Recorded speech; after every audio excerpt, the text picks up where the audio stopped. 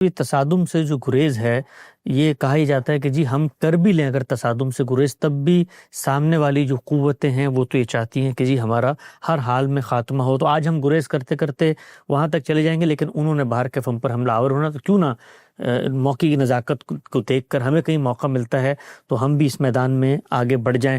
تو یہ نقطہ ذرا تھوڑی سی اس پہ وضاحت کیجیے گا کہ اگلے تو چاہتے ہیں تصادم، کامیابی تو یہ ہے کہ ہم اس تصادم میں نہ اترے تاکہ اگلوں کو یہ موقع ہی نہ ملے گا وہ کہیں کہ ہم تو برسر پیکار ہیں ایک دوسرے کے ساتھ۔ میں اسی چیز کی طرف توجہ دلا رہا ہوں اور بار بار یہ عرض کر رہا ہوں کہ دوسرے نے تو تصادم کے مواقع کو دیکھنا ہے بلکہ پیدا کرنا بھی، تم کمزور ہو۔ اگر کوئی طاقتور ہے یا دنیا میں کوئی ایسا نظم قائم کیا گیا ہے جو اپنے کچھ مقاصد رکھتا ہے تو وہ اپنے مقاصد کے حاصل کرنے کے لیے مواقع تلاش کرتا ہے۔ دنیا میں اخلاقی اصول ہیں وہ بہرحال انسانیت کی قدر مشترک ہے۔ جب کبھی کسی طاقتور کو بھی اقدام کرنا ہوتا ہے تو وہ کوئی بہانہ ضرور بناتا ہے۔ وہ بہانہ بعض اوقات اسی نوعیت کا ہوتا ہے کہ تم پانی گدلا کر رہے ہو، لیکن بہانہ بناتا ہے۔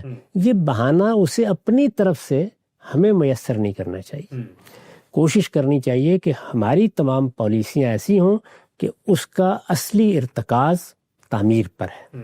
اور میرا اپنا اندازہ یہ ہے کہ پچھلے 40-50 سال میں مسلمانوں کی سیاسی قیادت نے بالعموم یہی رائے قائم کی، یعنی یہ صرف مذہبی قیادت ہے جس کو ہم مخاطب کر رہے ہیں، اور جب اس کو مخاطب کرتے ہیں تو ظاہر ہے اس کا رد عمل بھی ہوتا ہے۔ اس کا ایک نقطہ نظر ہے، وہ بعض اوقات دشنام پر بھی اتر آتے ہیں۔ ایسا بھی ہوتا ہے کہ وہ ہمارے محرکات طے کرنا شروع کر دیتے ہیں، اس پر صبر کرنا چاہیے۔ خیرخواہی کا تقاضا یہ ہے کہ اپنی بات استدلال کے ساتھ کہیں، دوسروں کو موقع ہے وہ اپنی بات کہہ رہے ہیں، ہماری بات کسی نے سن لی تو اللہ تعالیٰ ہمیں بھی اجر دے گا، اس کے لیے بھی راہ نکالے گا۔ لیکن اگر نہیں سنی ہے تو لوگ اپنی رائے کے لحاظ سے اقدام کریں گے، دنیا میں بھی اس کے نتائج نکل آتے ہیں، اور اللہ تعالیٰ کی بارگاہ میں بھی ہم میں سے ہر ایک کو پیش ہونا ہے۔ وہاں معلوم ہو جائے گا کہ کون شخص اپنے باطن میں کیا جذبات رکھتا تھا، وہ خیرخواہی سے بات کر رہا تھا، وہ اللہ کے دین کی سرفرازی کو سامنے رکھ کے بات کر رہا تھا، یا اس کے پیش نظر کوئی اور مفادات تھے۔ تو یہ چیزیں تو قیامت میں واضح ہوں گی۔ اس دنیا میں البتہ لوگوں کے شور و غوغا کی کوئی پرواہ نہیں کرنی چاہیے۔ یہ سب چیزیں تاریخ کے کوڑے دان کی نظر ہو جاتی ہیں۔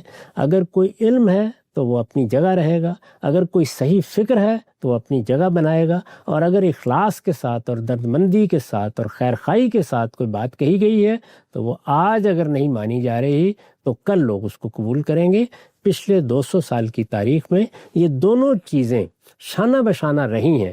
اب ایک نظر ڈال کے دیکھ لیجئے، ہر آدمی اس بات کو قبول کرتا ہے کہ صحیح لائے عمل کیا ہونا چاہیے۔